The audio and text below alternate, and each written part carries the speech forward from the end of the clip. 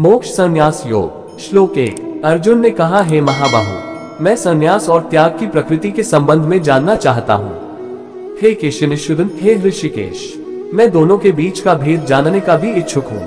श्लोक 2। परम भगवान ने कहा, कामना से अभिप्रेरित कर्मों के परित्याग को विद्वान लोग संन्यास कहते हैं और सभी कर्मों के फलों के त्याग को बुद्धिमान लोग त्याग कहते हैं। श्लोक 3। कुछ मनीषी घोषित करते हैं कि समस्त प्रकार के कर्मों को दोषपूर्ण मानते हुए उन्हें त्याग देना चाहिए, किंतु अन्य विद्वान यह आग्रह करते हैं कि यज्ञ, दान तथा तपस्या जैसे कर्मों का कभी त्याग नहीं करना चाहिए। श्लोक 4। हे भरत श्रेष्ठ, अब त्याग के विषय में मेरा अंतिम निर्णय सुनो।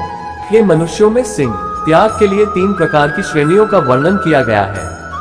श्लोक 5। यज्ञ, दान तथा तपस्या पर आधारित कर्मों का कभी परित्याग नहीं करना चाहिए, इन्हें निश्चित रूप से संपन्न करना चाहिए। यज्ञ, दान तथा तपस्या वास्तव में महात्माओं को भी शुद्ध करते हैं। श्लोक 6। ये सब कार्य आसक्ति और फल की कामना से रहित होकर संपन्न करने चाहिए। हे अर्जुन, यह मेरा स्पष्ट और अंतिम निर्णय है। श्लोक 7। नियत कर्तव्यों को कभी त्यागना नहीं चाहिए, मोहवश होकर निश्चित कार्यों के त्याग को तमोगुणी कहा जाता है। श्लोक 8। नियत कर्तव्यों को कष्टप्रद और शरीर को व्यथा देने का कारण समझकर किया गया त्याग रजोगुणी कहलाता है। ऐसा त्याग कभी लाभदायक और उन्नत करने वाला नहीं होता। श्लोक 9। जब कोई कर्मों का निष्पादन कर्तव्य समझकर और फल की आसक्ति से रहित होकर करता है, तब उसका त्याग सत्वगुणी कहलाता है।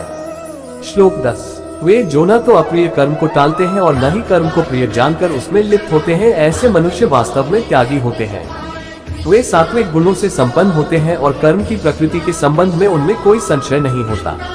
श्लोक 11।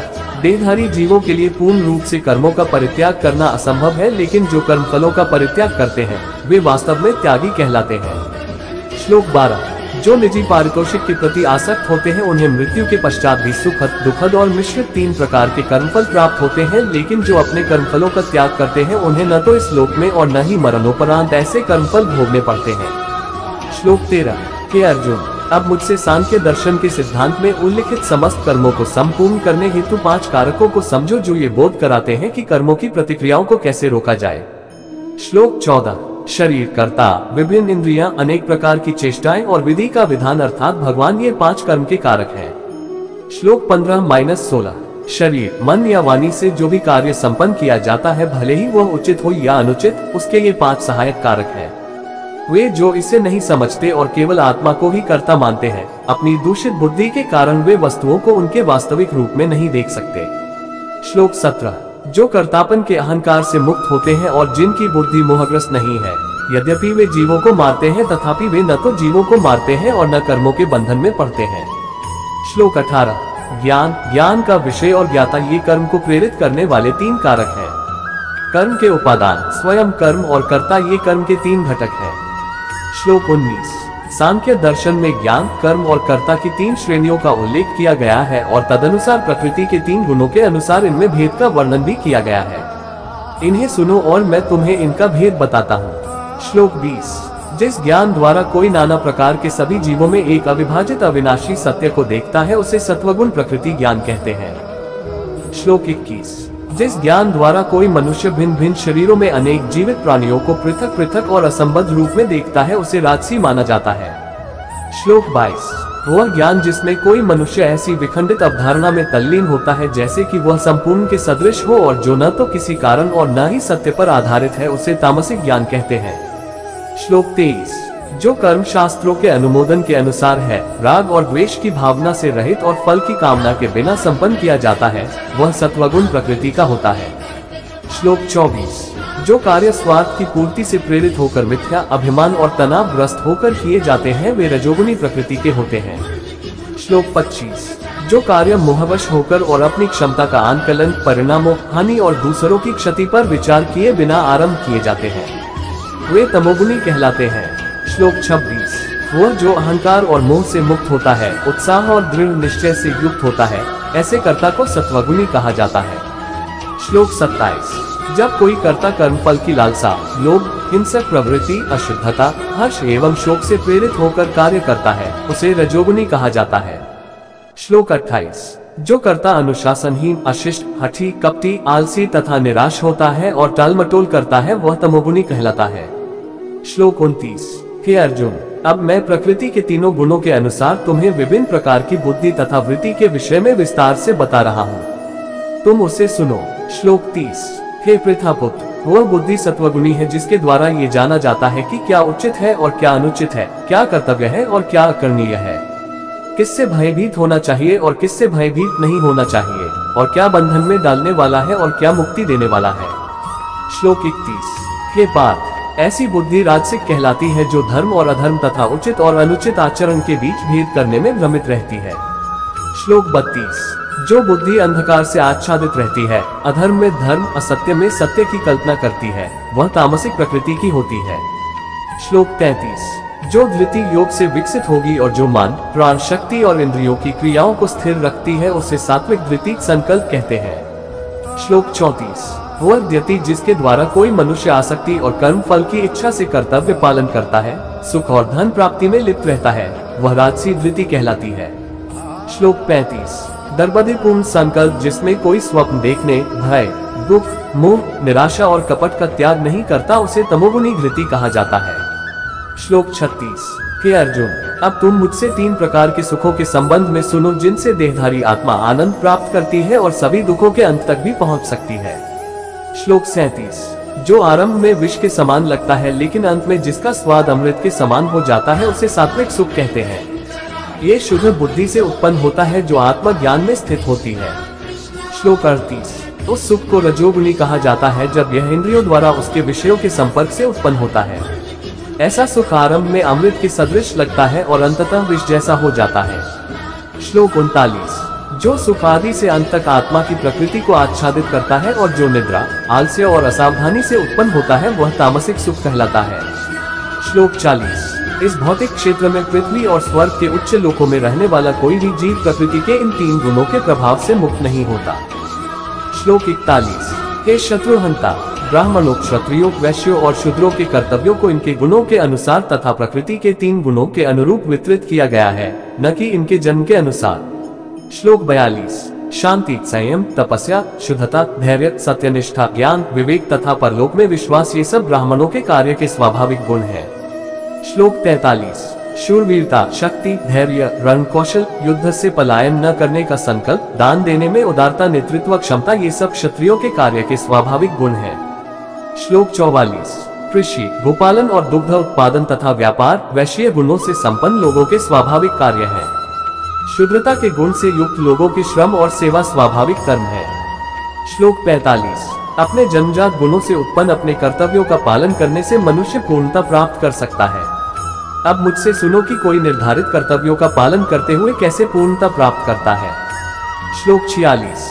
अपनी स्वाभाविक वृत्ति का निर्वहन करते हुए उस सृजक भगवान की उपासना करो जिससे सभी जीव अस्तित्व में आते हैं और जिसके द्वारा सारा ब्रह्मांड प्रकट होता है। इस प्रकार से अपने कर्मों को संपन्न करते हुए मनुष्य सरलता से पूर्णता प्राप्त कर सकता है। श्लोक 47। अपने धर्म का पालन त्रुटिपूर्ण ढंग से करना अन्य के कार्यों को उपयुक्त ढंग से करने की अपेक्षा अधिक श्रेष्ठ है। अपने स्वाभाविक कर्तव्यों का पालन करने से मनुष्य पाप अर्जित नहीं करता। श्लोक 48। किसी को भी अपनी प्रकृति से उत्पन्न कर्तव्यों का परित्याग नहीं करना चाहिए, चाहे कोई उनमें दोष भी क्यों न देखता हो। हे कुंती पुत्र, वास्तव में सभी प्रकार के उद्योग कुछ न कुछ बुराई से आवृत रहते हैं, जैसे आग धुएं से ढकी रहती है। श्लोक 49। वे जिनकी बुद्धि सदैव प्रत्येक स्थान पर अनासक्त रहती है, जिन्होंने अपने मन को वश में कर लिया है, जो वैराग्य के अभ्यास द्वारा कामनाओं से मुक्त हो जाते हैं, वे कर्म से मुक्ति की पूर्ण सिद्धि प्राप्त करते हैं। श्लोक 50। हे अर्जुन, अब मुझसे संक्षेप में सुनो और मैं तुम्हें समझाऊंगा कि जो सिद्धि प्राप्त कर चुका है वह भी दृढ़ता से दिव्य ज्ञान में स्थित होकर कैसे ब्रह्म को भी पा सकता है। श्लोक 51, 52, 53। कोई भी मनुष्य ब्रह्म को पाने की पात्रता प्राप्त कर सकता है जब वह विशुद्ध बुद्धि और दृढ़ता से इंद्रियों को संयत रखता है, शब्द और अन्य इंद्रिय विषयों का परित्याग करता है, राग और द्वेष को अपने से अलग कर लेता है। ऐसा व्यक्ति जो एकांत वास करता है, अल्प भोजन करता है, शरीर, मन और वाणी पर नियंत्रण रखता है, सदैव ध्यान में लीन रहता है, वैराग्य का अभ्यास करता है, अहंकार, अहिंसा, अभिमान, कामनाओं, संपत्ति के स्वामित्व और स्वार्थ से मुक्त रहता है और जो शांति में स्थित है वह ब्रह्म के साथ एकरस होने का अधिकारी है। श्लोक 54। परम ब्रह्म की अनुभूति में स्थित मनुष्य मानसिक शांति प्राप्त करता है, वह न तो शोक करता है और न ही कोई कामना करता है। क्योंकि वह सभी के प्रति संभाव रखता है, ऐसा परम योगी मेरी भक्ति को प्राप्त करता है। श्लोक 55। मेरी प्रेममयी भक्ति से कोई मुझे सत्य के रूप में जान पाता है, तब यथावत सत्य के रूप में मुझे जानकर मेरा भक्त मेरे पूर्ण चेतन स्वरूप को प्राप्त करता है। श्लोक 56। यदि मेरे भक्त सभी प्रकार के कार्यों को करते हुए मेरी पूर्ण शरण ग्रहण करते हैं, तब वे मेरी कृपा से मेरा नित्य एवं अविनाशी धाम प्राप्त करते हैं। श्लोक 57। अपने सभी कर्म मुझे समर्पित करो और मुझे ही अपना लक्ष्य मानो, बुद्धि योग का आश्रय लेकर अपनी चेतना को सदैव मुझ में लीन रखो। श्लोक 58।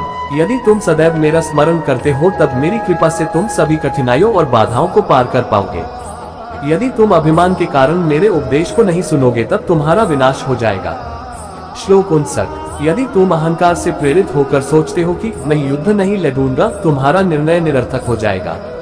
श्लोक 60। हे अर्जुन, मोहवश जिस कर्म को तुम नहीं करना चाहते, उसे तुम अपनी प्राकृतिक शक्ति से उत्पन्न प्रवृत्ति से बाध्य होकर करोगे। श्लोक 61। हे अर्जुन, परमात्मा सभी जीवों के हृदय में निवास करता है। उनके कर्मों के अनुसार वह भटकती आत्माओं को निर्देशित करता है, जो भौतिक शक्ति से निर्मित यंत्र पर सवार होती है।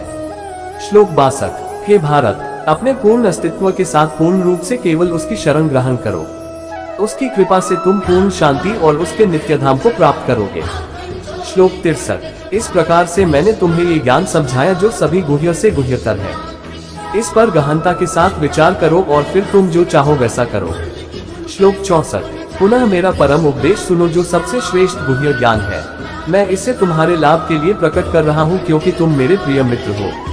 श्लोक 65। सदा मेरा चिंतन करो, मेरे भक्त बनो, मेरी आराधना करो, मुझे प्रणाम करो। ऐसा करके तुम निश्चित रूप से मेरे पास आओगे। मैं तुम्हें ऐसा वचन देता हूँ, क्योंकि तुम मेरे अतिशय मित्र हो। श्लोक 66। सभी प्रकार के धर्मों का परित्याग करो और केवल मेरी शरण ग्रहण करो। मैं तुम्हें समस्त पाप कर्मों की प्रतिक्रियाओं से मुक्त कर दूंगा, डरो मत। श्लोक 67। यह उपदेश उन्हें कभी नहीं सुनाना चाहिए जो न तो संयमी है और न ही उन्हें जो भक्त नहीं है। इसे उन्हें भी नहीं सुनाना चाहिए जो आध्यात्मिक विषयों को सुनने के इच्छुक नहीं है, और विशेष रूप से उन्हें भी नहीं सुनाना चाहिए जो मेरे प्रति द्वेष रखते हैं। श्लोक 68। वे जो इस अति गुह्य ज्ञान को मेरे भक्तों को सिखाते हैं, वे अति प्रिय कार्य करते हैं। वे निस्संदेह मेरे धाम में आएंगे। श्लोक 69। उनकी अपेक्षा कोई भी मनुष्य उनसे अधिक मेरी प्रेम पूर्वक सेवा नहीं करता, और इस पृथ्वी पर मुझे उनसे प्रिय न तो कोई है और न ही होगा। श्लोक 70। और मैं ये घोषणा करता हूँ कि जो हमारे पवित्र संवाद का अध्ययन करते हैं, वे ज्ञान के समर्पण द्वारा अपनी बुद्धि के साथ मेरी पूजा करेंगे, ऐसा मेरा मत है। श्लोक 71। वे जो श्रद्धायुक्त तथा द्वेष रहित होकर केवल इस ज्ञान को सुनते हैं, वे पापों से मुक्त हो जाते हैं और मेरे पवित्र लोकों को पाते हैं, जहाँ पुण्य आत्माएं निवास करती हैं। श्लोक 72। हे पार्थ, क्या तुमने एकाग्रचित होकर मुझे सुना? हे धनंजय, क्या तुम्हारा अज्ञान और मोह नष्ट हुआ? श्लोक 73। अर्जुन ने कहा, हे अच्युत, आपकी कृपा से मेरा मोह नष्ट हो गया है। अब मैं ज्ञान में स्थित हूँ। मैं संशय से मुक्त हूँ और मैं आपकी आज्ञाओं के अनुसार कर्म करूँगा। श्लोक 74। संजय ने कहा, इस प्रकार से मैंने वासुदेव पुत्र श्री कृष्ण और उदारचित पृथा पुत्र अर्जुन के बीच अद्भुत संवाद सुना। यह इतना रोमांचकारी संदेश है कि इससे मेरे शरीर के रोंगटे खड़े हो गए हैं। श्लोक 75। वेद व्यास की कृपा से मैंने इस परम गुह्य योग को साक्षात योगेश्वर श्री कृष्ण से सुना। श्लोक 76। हे राजन, जब जब मैं परमेश्वर श्री कृष्ण और अर्जुन के बीच हुए इस चकित कर देने वाले अद्भुत संवाद का स्मरण करता हूँ, तब तब मैं पुनः पुनः हर्षित होता हूँ। श्लोक 77। भगवान श्री कृष्ण के अति विस्मयकारी विश्व रूप का स्मरण कर मैं अति चकित और बार बार हर्ष से रोमांचित हो रहा हूँ। श्लोक 78। जहाँ योग के स्वामी श्री कृष्ण और श्रेष्ठ धनुर्धर अर्जुन है, वहाँ निश्चित रूप से अनंत ऐश्वर्य, विजय, समृद्धि और नीति होती है, ऐसा मेरा निश्चित मत है।